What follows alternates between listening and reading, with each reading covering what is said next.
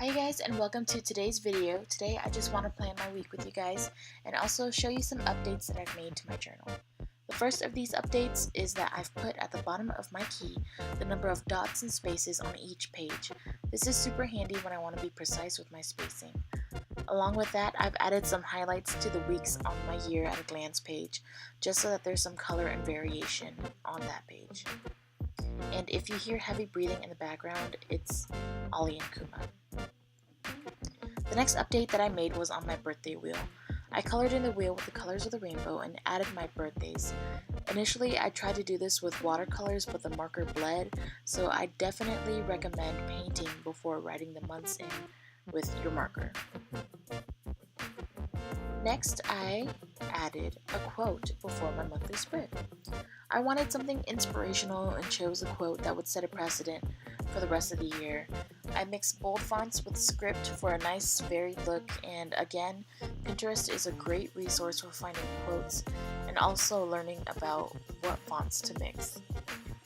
Now I'll show you something, my monthly spread. I just wanted to do something simple that also reflected what was going on the January intro page. I put my month at the top, a quick to-do list, monthly goals, important dates, a mood tracker, and my quote for the month. For my mood tracker, I wanted something geometric and simple, so I found this shape that had 31 facets for 31 days of the month. I used different colors to depict the moods of the month and have a derpy key right above it.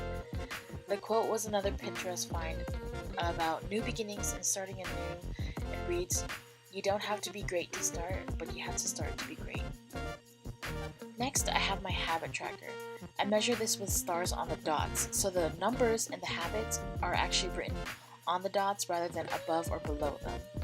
Along with that, you can see that I messed up here.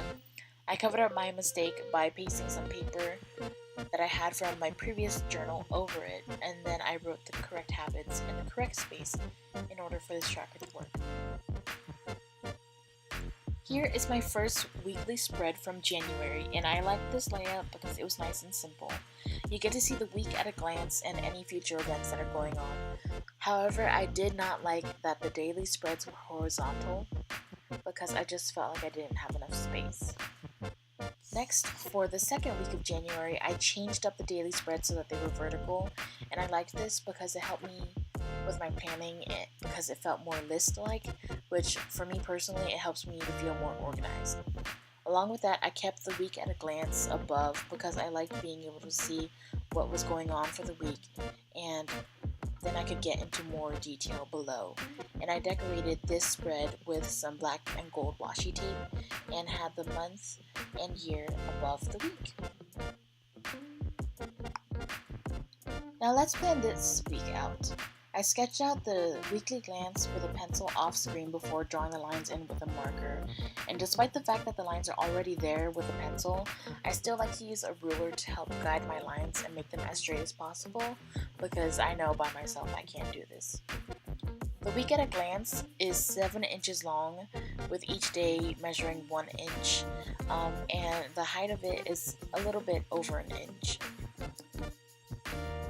My Thursday is on both pages, but I don't mind for aesthetic's sake, and honestly, Thursdays are pretty dead for me, so I don't have anything going on anyways. The marker that I'm using to do this is a Papermate Flare pen that has a medium-sized stroke, and so it allows for it to stick out, but not too much. Like it's not an overpowering line.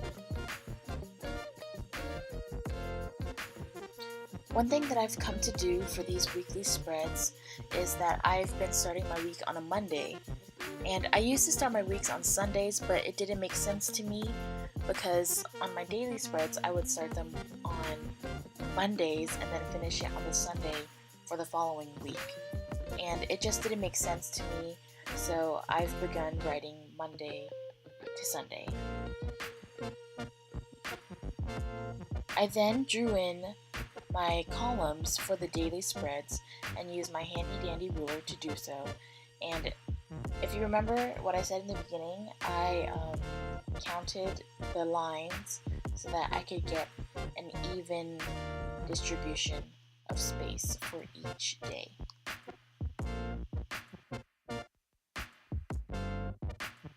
So now that my columns have been drawn out, and as you can see on the far right, I separate my Saturdays and Sundays like this, just because that's the typical layout.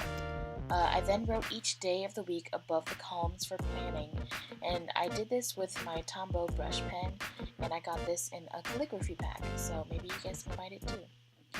And I have been practicing my brush lettering, and I think that I've improved, so maybe by the end of the year it'll look even better. Well, I just want to say thank you guys for tuning in for this week's video. I'll try to upload on a weekly basis, and I will say that planning with everyone is a great motivation for me to film and edit every week. The reason why I didn't have a video last week was because I was really sick, but I continued planning anyways. And I think I'm going to call this series Bullet Journaling for Noobs, because I am definitely a noob when it comes to bullet journaling, but I just really want to get my life organized. I think it's good to do that. One more thing before I leave you guys, do not mix water-based markers with souffle pens.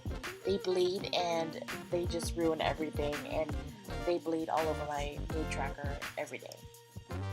But thanks for watching, and I think you should subscribe. It's free. Bye, guys.